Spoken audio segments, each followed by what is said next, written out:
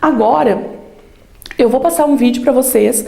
Vejam só, o vídeo é uma declamação de uma espécie de poesia dela que chama Se Fosse Eu, Se Eu Fosse Eu, com recitado, né, por uma grande atriz brasileira. Acompanhem comigo.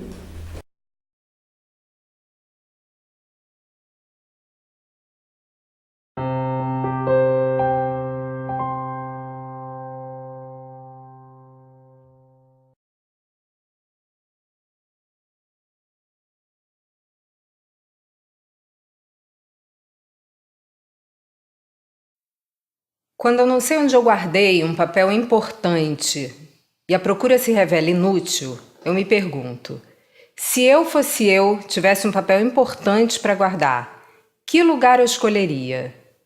Às vezes dá certo, mas muitas vezes eu fico tão pressionada pela frase "se eu fosse eu", que a procura do papel se torna secundária e eu começo a pensar. Aliás, eu diria melhor, eu começo a sentir. Eu não me sinto bem? Experimenta. Se você fosse realmente você, como seria? E o que faria? Logo de princípio já se sente um certo constrangimento. É que a mentira em que nos acomodamos acaba de ser levemente locomovida do local em que se acomodara. No entanto, eu já li biografias de pessoas que de repente passavam a ser elas mesmas, mudavam completamente de vida. Eu acho que se eu fosse eu, os amigos nem me cumprimentariam na rua porque até minha fisionomia teria mudado. Como não sei.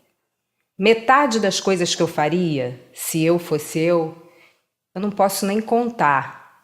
Eu acho até que por um certo motivo eu terminaria presa na cadeia. E se eu fosse eu daria tudo que é meu, entregaria o futuro ao futuro. Se eu fosse eu, parece representar o nosso maior perigo de viver, parece entrada nova no desconhecido. No entanto, eu tenho a intuição de que passadas as primeiras loucuras da festa que seria, nós teríamos enfim a experiência do mundo, experimentaríamos em pleno a dor do mundo e a nossa dor, aquela que aprendemos a não sentir. Mas também em certos momentos seríamos tomados de um êxtase de alegria tão pura e legítima que eu mal posso adivinhar. Aliás, eu acho que eu já estou adivinhando, porque eu me senti sorrindo e senti também uma espécie de pudor que se sente diante de tudo aquilo que é grande demais.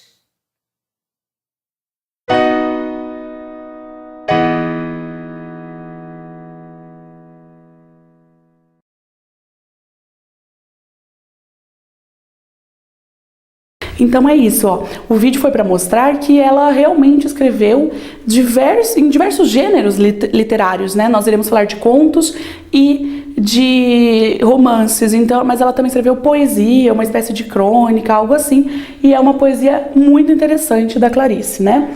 Continuando, eu vou começar a falar então dos contos presentes neste livro que eu coloquei a capa para vocês, chamado Laços de Família, certo? Características principais deste livro. Primeira coisa, ele foi lançado em 1960, só que reuniu contos que ela já tinha escrito, né? Não necessariamente ela escreveu neste ano, certo?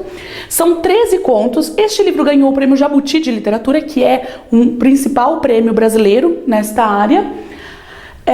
O foco, lógico, né? Pelo título a gente já percebe que são relações familiares. Nem todos falam realmente de relações familiares, mas alguns sim. Em que sentido que ele aborda essas questões familiares? Olhem lá, ela questiona, algumas personagens questionam o mundo patriarcal, a tradição que nós temos do homem ter direitos que as mulheres não têm, por exemplo, de que as mulheres, a condição da mulher na sociedade até então era ser dona de casa e cuidar dos filhos, e o homem era quem trabalhava, era quem era importante, quem estudava. Então ela questiona este momento.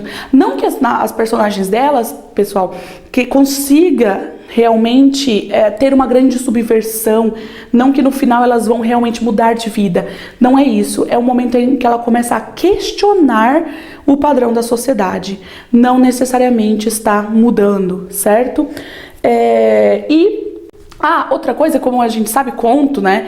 Conto é um texto curto, às vezes tem 2 páginas, às vezes tem 3, 4, pode ter até umas 10, por exemplo, porém é curto, não consegue ter toda a desenvoltura de um romance, toda a densidade de um romance, né? E aí, nós temos que... Às vezes a gente termina de ler e fala, mas eu queria mais, eu queria continuar essa leitura, o que vai acontecer com essa personagem? A gente tem que entender que quando a gente está lendo conto, não vai ter isso. Muitas vezes vai ficar aquela vontade de querer ler mais. E isso é interessante, né? Se a autora consegue realmente fazer com que a gente quisesse mais, a gente percebe que é bom. Porém, algumas pessoas que não estão acostumadas a ler contos acham que, não, é ruim, nossa, só tem isso, é pouca coisa, mas não tem como ser diferente, certo? Outro ponto é que algumas pessoas nem falam conto, ou até mesmo os livros dela, chama de prosa poética, porque ela é extremamente lírica, o jeito que ela lida com as palavras é muito poético. Então não é poesia, é uma narrativa, né? A prosa é uma narrativa, porém tem essa característica de ser poética. E aí, eu vou começar a falar para vocês deste primeiro conto chamado Uma Galinha. É um conto que eu acho muito interessante. É um conto que na primeira vez que a gente lê, é um desses que a gente fala assim, só aconteceu isso? Como assim? Vou resumir para vocês a historinha, depois eu vou apontar algumas frases importantes. Em Uma Galinha, pessoal, nós temos uma família que tinha essa galinha que iam matar e fazê-la no almoço, certo? Aí ela consegue fugir. E no que ela começa a fugir, ela fica desesperada e tal. De repente, ela bota um ovo, certo? E aí a filha da família fala assim, se vocês matarem, eu nunca mais vou comer frango, eu nunca mais quero galinha, eu não quero que vocês matem. Então tem todo um questionamento muito interessante nesse sentido. E eles decidem, então, não matá-la. Até porque ela botou um ovo. E aí nós vamos discutir isso daqui a pouco. Aí, pessoal, tem outra coisa. Só que passam anos, até que um dia ela começa a viver como uma parte da família, como um animal doméstico mesmo, até que passam uns anos e aí fala assim no final, mataram-na, comeram-na, enfim. Então é essa a história, se a gente ler só assim. Só que eu queria que vocês observassem comigo estes trechos, deem uma olhada. O primeiro fala assim, começa assim na história. Era uma galinha de domingo, ainda viva, porque não passava das 9 horas da manhã. Ou seja, né, era óbvio que era um domingo, então ela ia ser morta, certo? E aí ela consegue fugir. E aí nós temos esse segundo trecho que ela fala assim, estúpida, tímida e livre, não vitoriosa, como seria um galo em fuga. Veja só, aqui nós temos a diferença, né? Uma diferença, até na fuga da galinha, como seria a fuga de um galo, certo? E aí, tem a hora que ela bota o ovo, e é nessa hora que ela bota o ovo que gera, então, a chamada epifania. Porque nós temos o seguinte, ela tem essa frase, vejam bem, nascida que fora para a maternidade, parecia uma velha mãe habituada. E aí não querem mais matar. Por quê? Porque ela era mãe, então. Ela acabou de botar um ovo. Então é nessa hora que muda ali a sequência da história. E nós temos aqui um pouco de uma metáfora para a condição da mulher na sociedade que a gente falou. Então o galo em fuga seria vitorioso, a galinha não.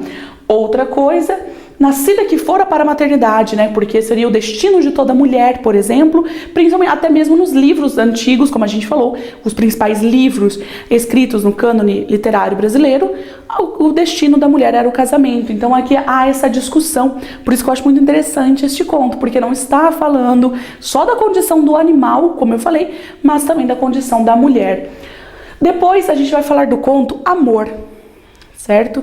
Este conto, pessoal, é um dos mais famosos dela. É um que é muito interessante. O narrador é em terceira pessoa, mas é onisciente. Às vezes a gente esquece. Parece que, eu já li, por exemplo, parece que é em primeira pessoa. Daí eu pego de novo, é verdade, é em terceira. Porque a voz é a partir da visão da Ana, protagonista. Olhem esse trecho. Sua precaução reduzia-se a tomar cuidado na hora perigosa da tarde, quando a casa estava vazia, sem precisar mais dela. O sol alto, cada membro da família distribuído nas suas funções. Então vejam, os filhos estão na escola, o marido está trabalhando. Essa era a precaução que ela tinha que ter. Ela estava sozinha, ela não tinha o que fazer, ela já tinha terminado de limpar a casa, cumprindo esse destino de mulher. E aí nós temos o seguinte, ela saiu de bonde, fez compras, e, de repente, de dentro do bonde, ela tá com sacolas de compra, assim, e ela vê um cego parado no ponto de ônibus, mascando chicletes. E é muito interessante que a epifania acontece neste momento no conto. Ela começa a falar sobre o cego mudou a vida dela, assim, ela começa a pensar na condição dela, o que ela tá fazendo, ela deixa cair as compras no bonde, sabe, cai ovos, é uma loucura, e ela fica parada, ela perde o ponto que ela ia descer, vai parar no Jardim Botânico e perde a hora, fica lá no Jardim Botânico, não volta pra casa, a hora que ela vê já é a noite, só que ela, nesse meio, né, de tudo isso que tá acontecendo, ela tá repensando se é isso mesmo que ela quer da vida dela, essa condição da mulher, como eu falei. Então é um conto muito interessante também por isso. Olhem esses trechos que eu separei.